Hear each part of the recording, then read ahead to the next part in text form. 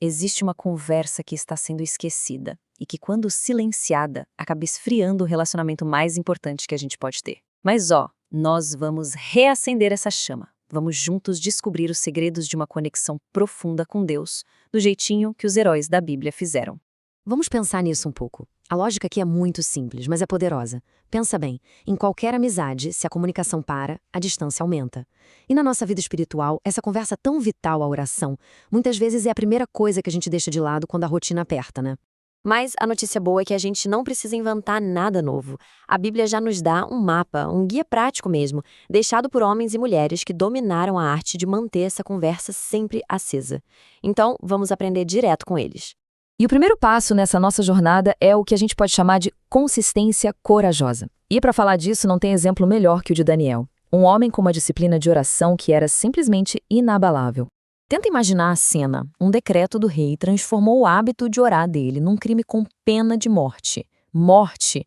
Para a maioria de nós, isso seria motivo mais que suficiente para, no mínimo, orar bem escondido, certo? Mas não para o Daniel. Agora, presta atenção na parte mais forte aqui. A frase final, como costumava fazer. Isso revela tudo.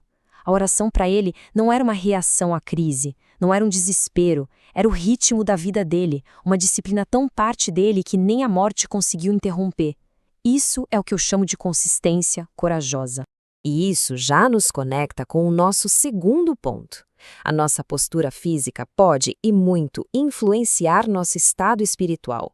Vamos falar sobre a postura humilde. Ajoelhar não é um passe de mágica. Claro, a gente pode orar deitado, mandando, sentado, mas o ato de se ajoelhar é uma declaração física. O corpo e as palavras se alinham para dizer: eu me rendo, eu dependo de ti. Isso, de alguma forma, facilita a entrega do nosso coração. E a Bíblia está cheia de momentos assim, momentos críticos, em que os líderes escolheram essa postura. Jesus no Getsêmani, na sua maior agonia. Estevão, enquanto era apedrejado. Pedro, antes de um milagre acontecer. Paulo, ao se despedir de amigos do peito. Em momentos cruciais, eles se ajoelharam. E agora, uma pergunta para a gente refletir juntos. A postura do corpo muda o jeito de orar? Faz alguma diferença para você? Deixe um sim ou não aí nos comentários. É muito legal ver as diferentes experiências. E olha, o terceiro degrau dessa escada é o que realmente vira o jogo. A gente já chega lá. Vamos então para o terceiro nível, o mais profundo de todos, a comunhão constante. É aqui que a oração deixa de ser um evento com hora marcada para se tornar um estado de ser, uma conversa que nunca para. O conceito bíblico para isso é lindo, andar com Deus. E não é só sobre caminhar fisicamente, claro.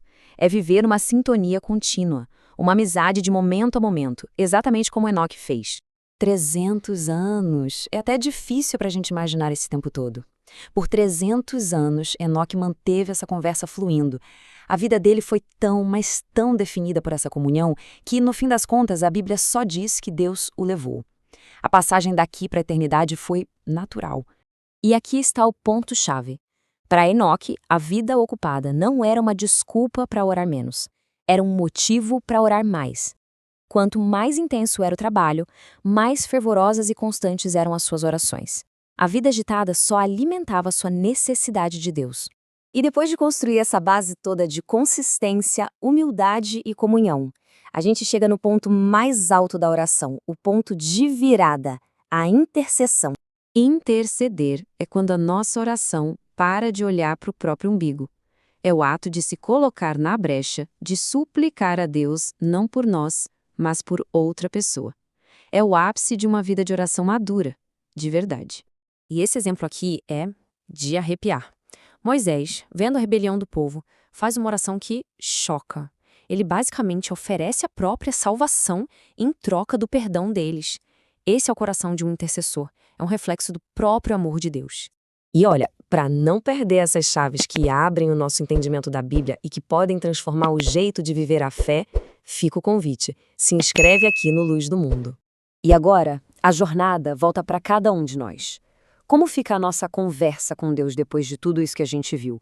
Essa promessa é um convite aberto. Não tem preocupação pequena demais, nem fardo pesado demais. Aquele que governa o universo inteiro se interessa por cada detalhe da nossa vida. A linha está sempre aberta, a conversa pode continuar. Para a gente fechar, ficam 3 convites. Primeiro, quem ainda não respondeu, a reflexão sobre a postura na oração continua lá nos comentários. Segundo, que tal compartilhar esta análise com alguém que talvez precise de uma palavra de esperança hoje? E terceiro, para ir mais fundo nesse tema, tem um material extra no primeiro comentário fixado.